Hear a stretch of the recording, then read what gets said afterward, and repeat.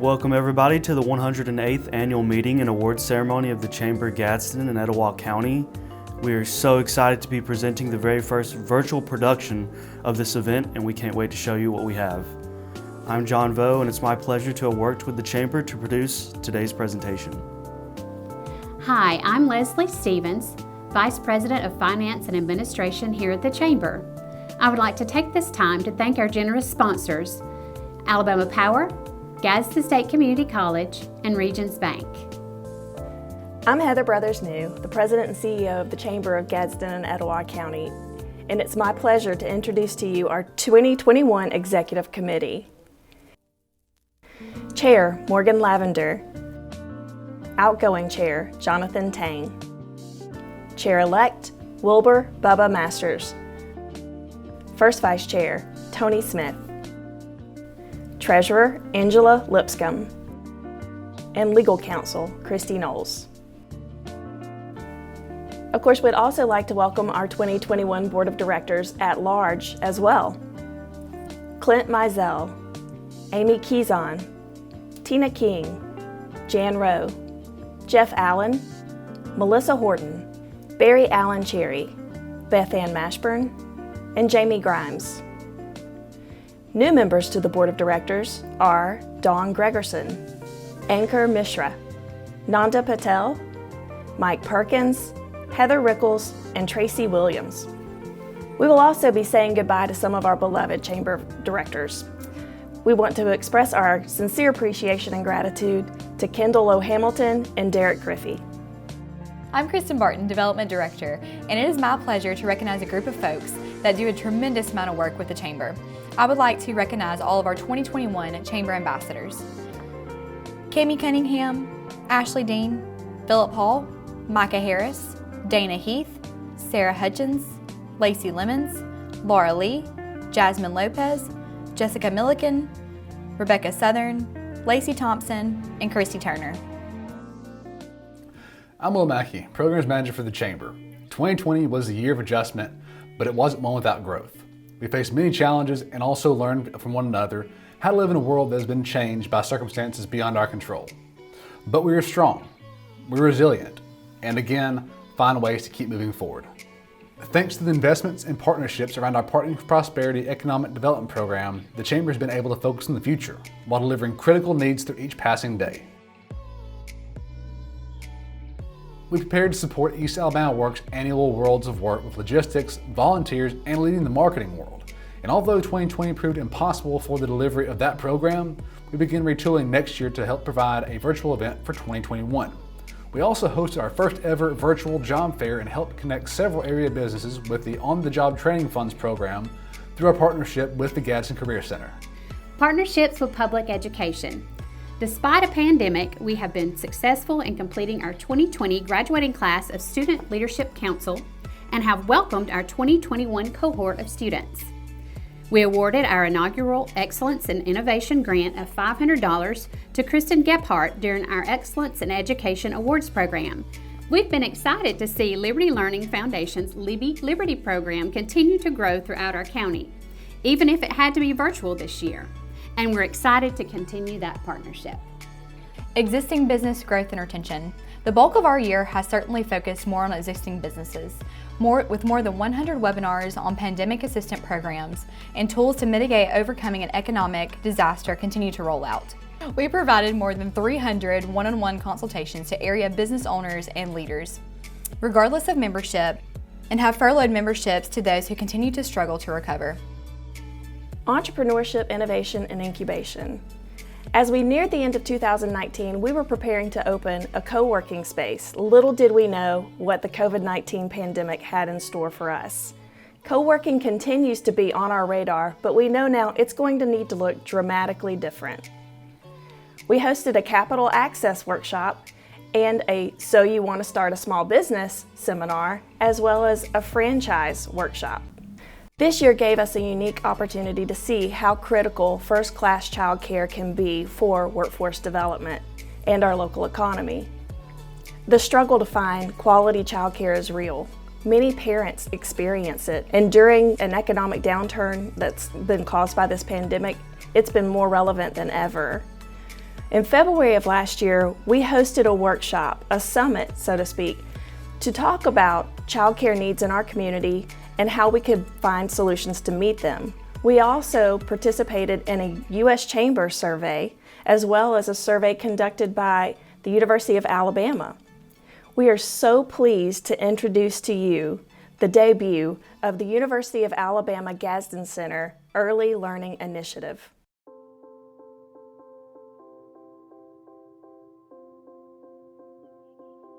So it's Allison Hooper, and I am Assistant Professor of Early Childhood Education in the College of Education at University of Alabama. My name is David Cochran, and my official title is Technology Manager, Facilities Manager. My name is Kaylin Kirch, and my position is a Clinical Assistant Professor at the University of Alabama. Back in the 40s, the Gadsden Center was created. From there, it grew into many different things. It became a community building. The Gadsden Center has been part of the Gadsden community in a lot of different ways. Today, we are in our brand new pre-K classroom at the University of Alabama Gadsden Center. First Class Pre-K is Alabama's state-funded pre-K program. And Alabama has a diverse delivery system. Anyone who wants to serve 4-year-olds the year before kindergarten. And so with First Class, anyone who's interested applies for a grant, and the state basically funds the classroom with some matching funds from the organization that's applying. And First Class, there are certain guidelines and standards that you're required to meet that ensure that the program is really of a high quality and is the reason that Alabama's been recognized nationally for having a really high quality pre-K system. At the moment, we have 2 4-year-old classrooms serving children who are 4 on or before September 1st. There'll be approximately 36 children served, 18 children in each space, with 2 teachers in each classroom. So we'll have an auxiliary teacher and a lead teacher in each space, which is a very good ratio that's included in First Class Pre-K. We are excited to serve 4-year-olds and their families in the community, but a big reason that we started this was also to serve the workforce, the early care and education workforce, to provide a place that people working in child care, working with people who work with teachers, can come and see, hopefully, best practices, evidence-based practices in action. We have an opportunity to serve the Gadsden area community, the children, the families. We have an opportunity to provide 4 pay parity jobs. So what that means is jobs of equal pay for early educators, which match K-12 teachers.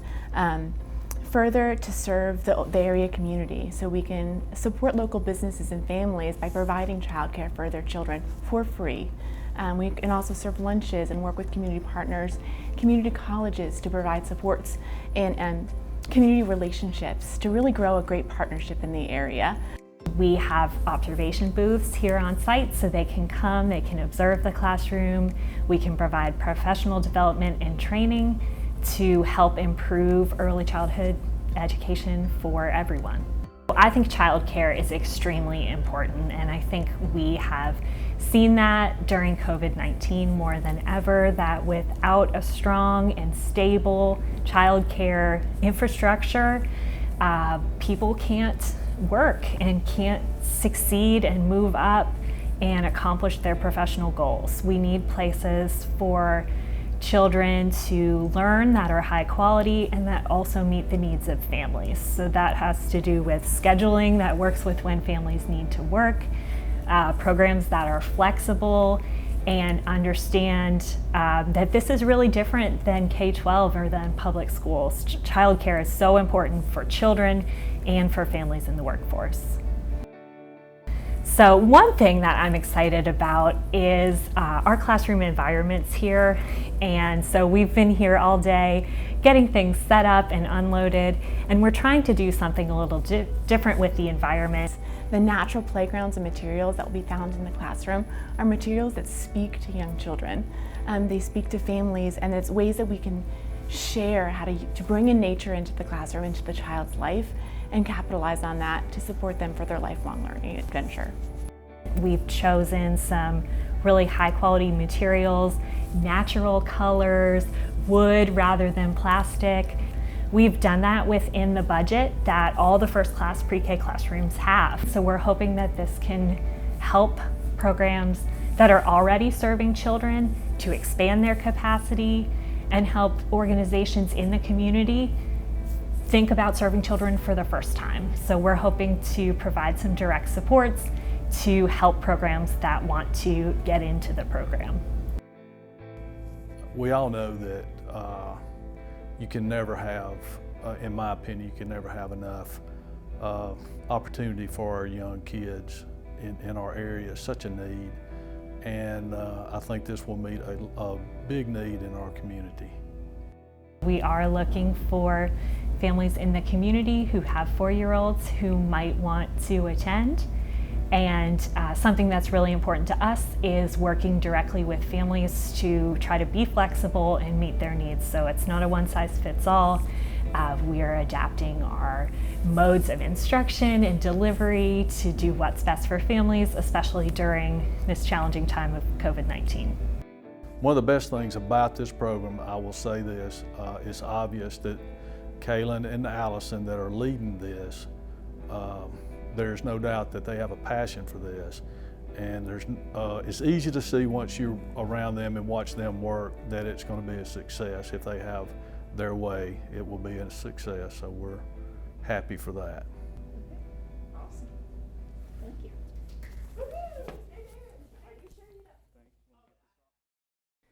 I want to express our gratitude to our outgoing chair, Jonathan Tang.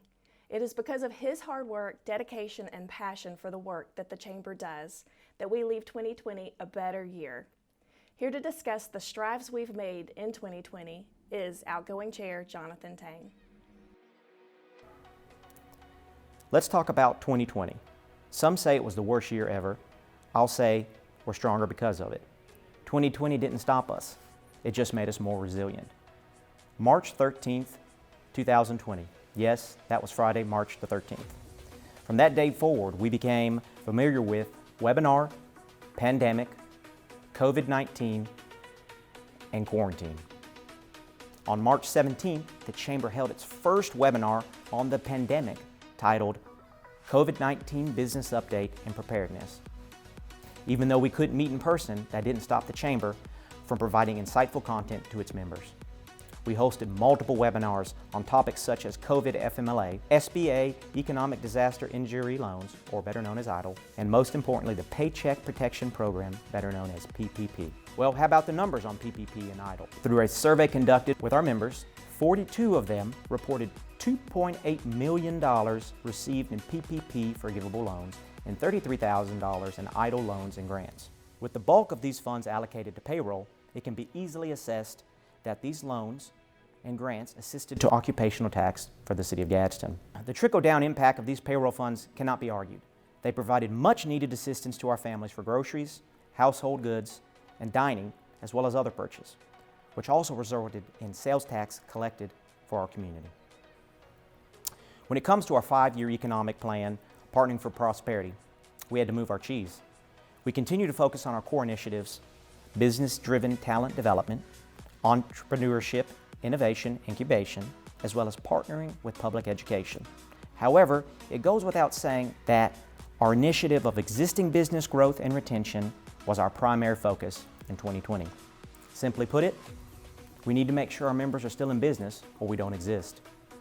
So I'd like to say thank you for all our investors that continue to share our vision. What about social distancing and events? Well, like Heather says, the show must go on. The Chamber retooled and delivered the events that our members and community cherish. In a partnership with Gadsden State, the Excellence in Education and Teacher of the Year award winners were honored by a drive-by awards ceremony and a live stream event.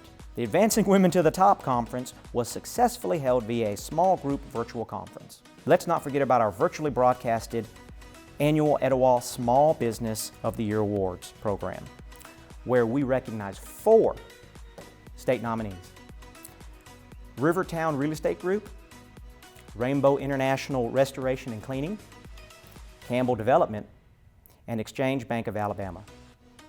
Let's give a congratulations to them all. Well, I can't talk about 2020 and not mention the rendering plant. We as a chamber dedicated ourselves to gathering as much information as we could so that we could present it to our members. We conducted surveys to poll our members on their thoughts and opinions on this matter. Armed with this information, we put together a website where members can visit and educate themselves on the pros and cons. In closing, I'd like to speak about something that weighs heavily on my heart, and that's the topic of racial inequality. Racial inequality didn't just appear out of nowhere like COVID-19 did in 2020. No, it was brought back out of the shadows because of an 8-minute video that forced us to realize we're far from racial equality. As the chair, I am proud that we resumed conversations on improving race relations and will continue these tough conversations and its effect on our community. We can no longer hide and pretend that it's not an issue for our small town. How can we be a champion of businesses in our community if we don't champion all people and all businesses? I know it won't be easy, but I truly believe we as a community can tackle this issue one tough conversation at a time. Thank you for allowing me to serve as your chair in 2020. 2020 only scratches the surface of the work we hope to achieve. Expectations for 2021 are even higher, and if you know incoming Chair Morgan Lavender, you know exactly why. Help me welcome now Morgan Lavender to highlight our goals for 2021. Thank you again for attending the 2021 annual meeting. I'm Morgan Lavender, your incoming board chair for the 2021 year. I am honored to have the opportunity to serve my community in this capacity. For 108 years, the Chamber has been supporting businesses in Etowah County, and I have no doubt in 2021 there's opportunity for partnerships, prosperity, growth, and innovation. I want to personally thank you for your support in 2020 as we embarked into uncharted territory, thinking ahead proactively about the changing landscape of business here in our community and how the Chamber could partner to educate, assist, and provide services in the midst of this change, evolving to best serve our members. You have already heard from Jonathan about 2020. Moving forward, I would like to give you some of our goals for 2021. Developing emerging and existing leaders. Leadership is more important now than ever, and training the next group of leaders is critical. We want to give our existing and emerging leaders the training and professional development they need to take our community and their organizations to the next level. The Leadership Etowah program is a comprehensive immersion into Etowah County that will challenge what you thought you knew about our county. In an effort to expand upon this, the Elevate Etowah program is piloting in 2021. It will be a 4-pronged approach, with Leadership Etowah being one component. The other 3 will be the Next Etowah Fellowship, Professional Leadership Academy, and the Community Issues Boot Camp. Upon completion of the 4 components, you will have access to join the Elevate Etowah Society. Leadership Etowah and the Professional Leadership Academy are currently underway. You can find more information about Leadership Etowah at www.etowahchamber.org/Leadership Etowah. And check out the 2021 Buyer's Guide for more information about Elevate Etowah at www.etowahchamber.org on my homepage. Event structure. 2020 posed a challenge to offering the normal schedule of monthly and yearly events. With all problems come opportunities. So this year we'll be opting for a hybrid approach to many of our events and trainings, still offering a virtual option when and if needed. This allowed many members the access and ability to attend who had not been able to attend in the past.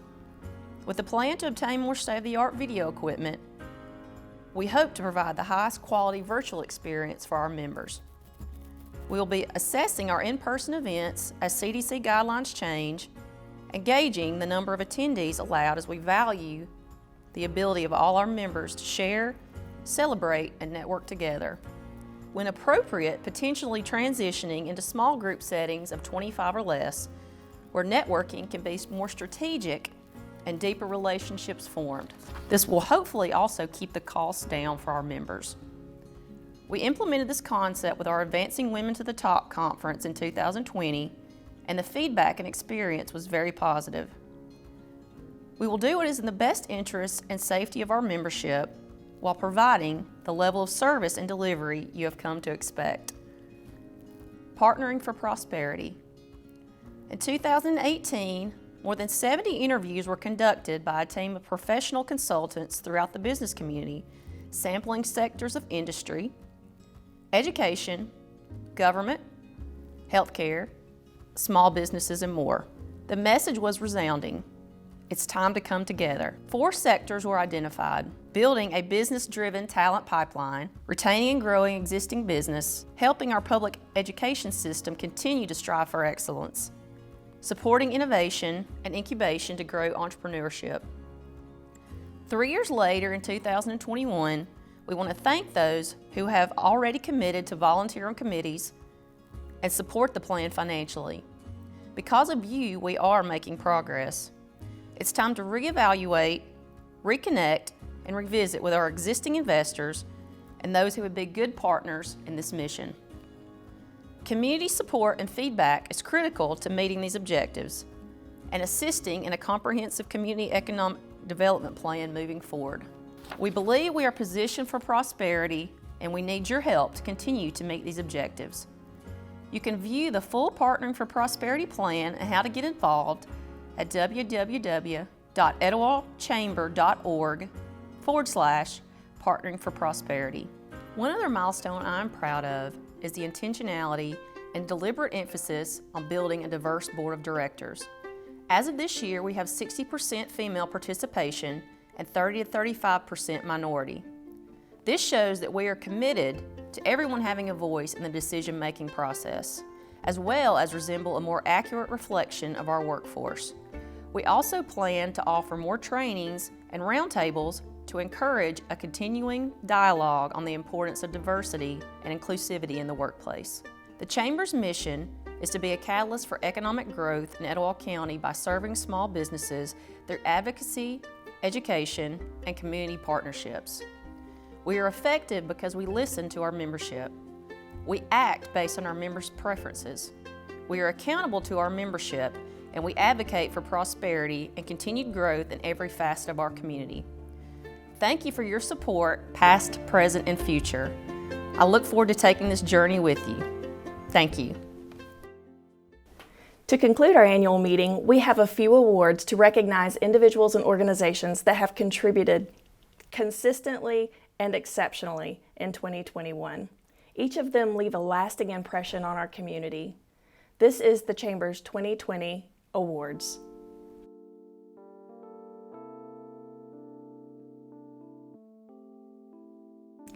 In a typical year, we recognize one ambassador who has gone above and beyond the call of duty to serve the Chamber and its members.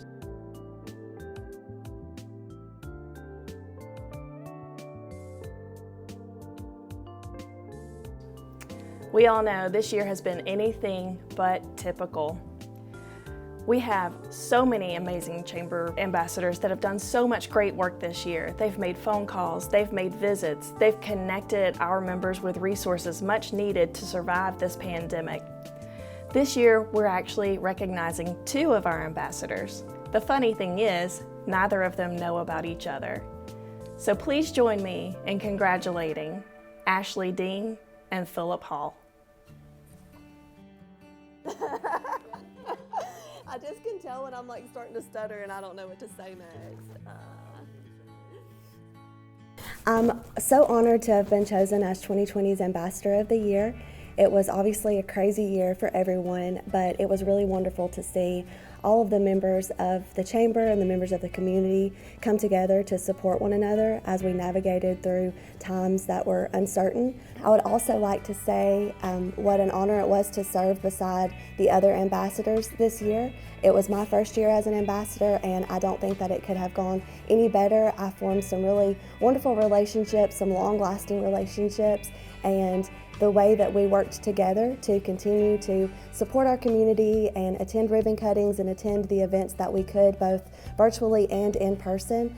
We all just came together and we're such a great team, and we couldn't have done that without the support from the leadership at the Chamber and the leadership at the businesses that we represent. So thank you to Family Savings Credit Union's leadership and management there. I'm so thankful to work for such a wonderful organization who allows me and encourages me to volunteer my time in the community and serve as an ambassador. I could not serve like I did last year without their support and encouragement, and I'm just so thankful to work for the company that I do, and I'm thankful for all that they do for the community. I am very honored to have won this award. I don't think that I deserve it. I feel like I deserve it over a couple of people, and they know who they are when I say that, but I do feel as if there was a handful of us that did a great job in representing the Chamber and attending those events and ribbon cuttings. So I think any of us were qualified, but I'm happy that they considered me and that they've given me this award. I don't know what Kristen was thinking when she asked me to be a part, but I love the Chamber. I'm very thankful for the Chamber and everything the Chamber offers. As an ambassador, we have the opportunity to represent the Chamber and to attend the ribbon cuttings, to attend all of the different events and serve, and also help network for the Chamber. It's a wonderful organization that every member is blessed to be a part of. And although 2020 was an odd year, we had a lot more downs than ups, we look forward to 2021 and what we can do to help build this business community up even more. Thank you, Ashley and Philip, for your exceptional service to the Chamber. We hope this prevents bloodshed. The next award is selected by the outgoing chairman each year. This is the Chairman's Award. The individual selected this year was chosen not just because he has spent his entire life running into disasters that others run away from. It is because his servant heart has outshone himself in every activity that he does.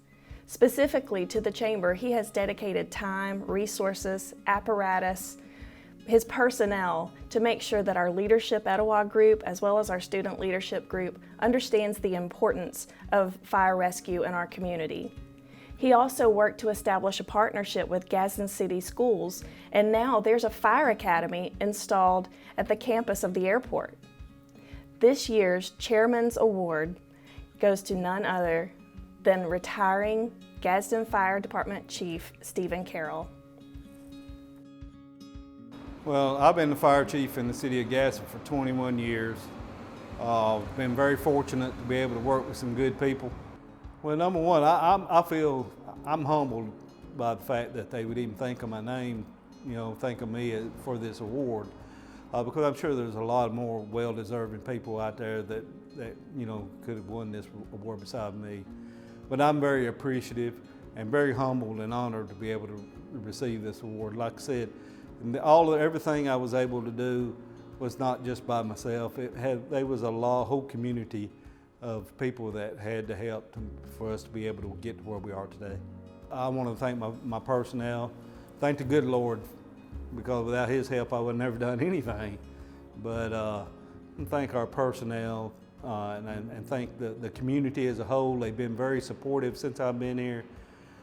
I thank the Chamber, and I thank the mayor and the council members, the school board, and all the other organizations that I've had an active participation in. Has all helped me out over the years.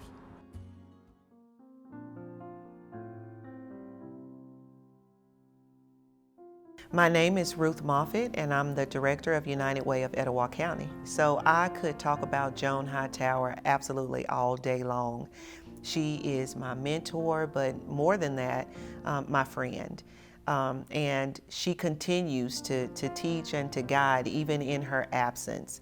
I came up under Joan through United Way's 211 First Call for Help. For those that know Joan, know that she was I'm gonna say a 4-foot giant. You know, she walked into a room and she knew her purpose in that room, and she wasn't, you know, leaving until she completed that purpose. And so she was a master teacher. She cared about the community, and you knew that she cared. And every person had a story, and that story was important to her, you know, and how, you know, things that happened with you evolved, you know, and through that story, she was able to extract the good so that we could see that. And then, of course, running an agency, running United Way of Etowah County and making it look so easy. And so clearly you could see that she was so graced for it. So in every sense of the word, not only did she impact the community, but she impacted the staff that worked with her every day. How do we honor such an amazing woman? How do we honor that legacy? And I think one of the greatest ways that we honor that is we continue on in that same spirit of excellence, continuing the work. So even in her elevation, we still see the impact that she had on the lives of the individuals that knew her. So all of those things, you know, really speak to, it's the epitome of impact. You know, when an individual has lived a life such that those that come behind them carry that forward, that's impact. You know, they continue in the great work, and which makes our community great. The Joan Hightower Community Impact Award is an annual award presented to an organization or individual that's made a significant impact on our community in the previous year. This recipient works 24 hours a day, 7 days a week to ensure our community is safe and protected. Whether it is in preparation for responding to a disaster, they are the calm in the chaos that provides structure and order that makes incredible things happen that most could never imagine accomplishing. And they usually go without any recognition or thanks. The pandemic response in our community has provided an unprecedented opportunity for coordination, and this organization has risen to the challenge. It is my honor to present our inaugural Joan Hightower Community Impact Award to the Gadsden Etowah Emergency Management Agency, represented by Deborah Gaither. Your local emergency management agency doesn't just respond to severe weather. Right now we're in the middle of a pandemic, so we're working very hard to make sure that citizens are safe and try to get them protected. A lot of people don't know that we have worked multiple airplane crashes this year in Etowah County, multiple hazardous material spills, some fires. So there are multiple things that we do that people just aren't aware of every day. We're grateful for the award, the recognition, and the staff really deserves some recognition for all the time that they work that people don't know to keep them safe. While people are out enjoying themselves, you've got someone that's watching behind the scenes to make sure that everyone's safe. We like to call ourselves Team Etowah, and it's not just the staff here. If we don't have those cooperating agencies throughout the county of law enforcement, fire, EMS providers, our hospitals, all of the agencies that work together, we couldn't pull off what we do. We're grateful for the award. We thank the Executive Board of the Chamber of Commerce for taking time to recognize us. It may seem small to some, but this was huge to us. For me, the really special part about this award is that Joan Hightower and I were friends in December, and as sick as she was and as weak as she was, she still made sure that she was taking care of others. She sent me some money on PayPal so that a group of ladies that were working together could provide Christmas for some children and their mothers. And that was the kind of thing that she did, and she set an example for all of us. And I'm really honored for this agency to receive the award in Joan's name because she was very special in my life. To conclude, we would like to acknowledge and thank our wonderful award recipients once again. Finally, we'd like to say thank you all for being with us here today. We would also like to take this opportunity to thank our sponsors as well, and we hope you enjoyed tuning in to the Chamber's 108th annual meeting. This concludes our virtual production. We've been excited to see Liberty Learning Foundation's Liberty.